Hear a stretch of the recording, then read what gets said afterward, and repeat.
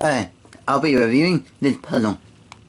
This puzzle is called the Impossiball, or the Incredible.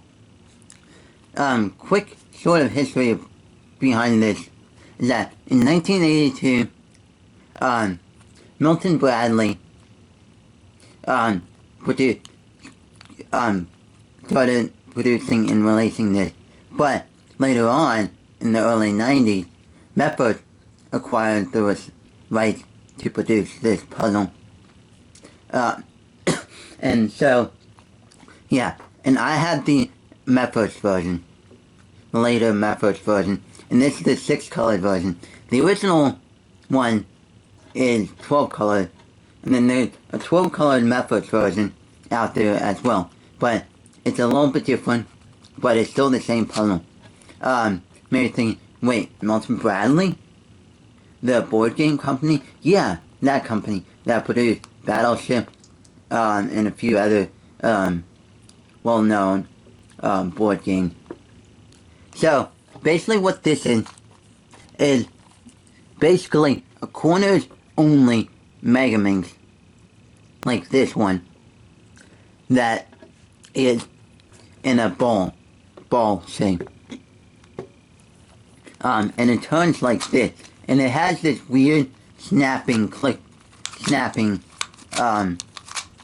movement to it.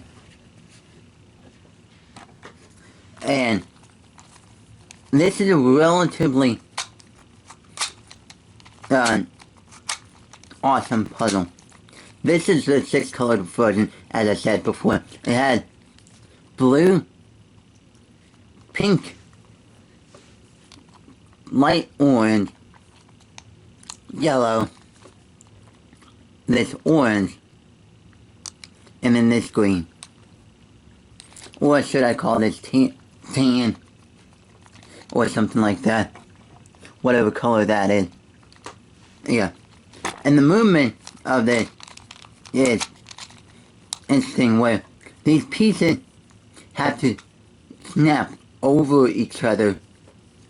It's not like a smooth movement like what a normal twisty puzzle would be, where there's like a flat surface that it can turn around.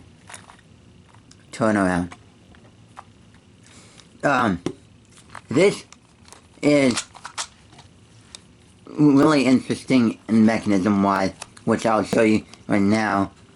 I don't want to break this because it's already sort of broken on the inside, but I don't want to make it even worse. So let me just take some of the pieces out. Okay, so I've taken off one color side of it, and as you can see from the core, there's like a ball core inside there with these arms, and these arms can turn. And if you can see right here, right there, I'm not sure how well you can see it, but you can see it now better. Well, it's sort of broken, but it's not a big issue. And then these center pieces flex a lot,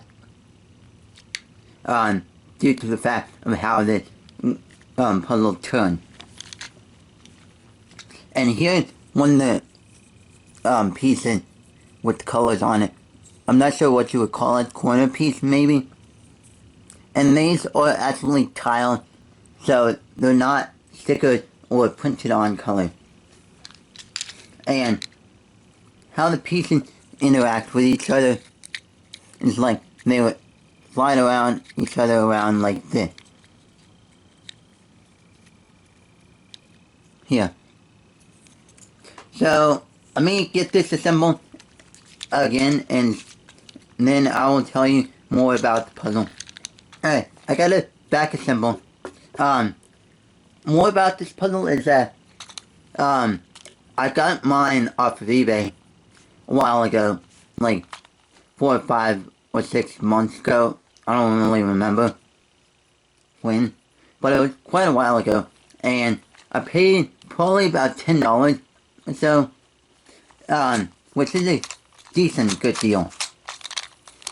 And yeah, but anyway, this is a highly recommended puzzle for any collector out there. And also I want to go quickly about the size of the puzzle. Here's my 1980 3x3 Rubik's Plan. In comparison to size, it's a little bit bigger than the Rubik's Cube 3x3, but not much. Compared to my modern day 3x3, which is exactly the same size as this older 3x3, which really it's not much different. But anyway, this is a highly recommended puzzle for collectors, and it's not too hard or too easy. It's like, if you know how to solve a Mega Mix, then this would be a little bit easier. And the 6-colored version is a little tricky because there's 6 colors, 2 of each color, and there's 2 of each type of piece, but the color orientation is a little bit different for each piece. So like, for say this piece, which is the same as this piece, but the color orientation is a little different.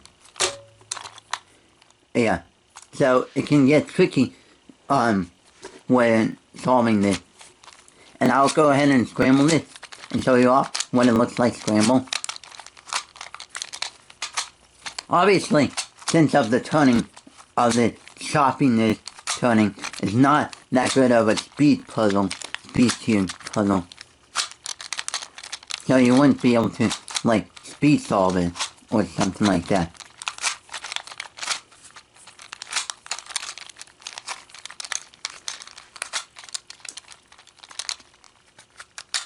So here's what it looks like scrambled.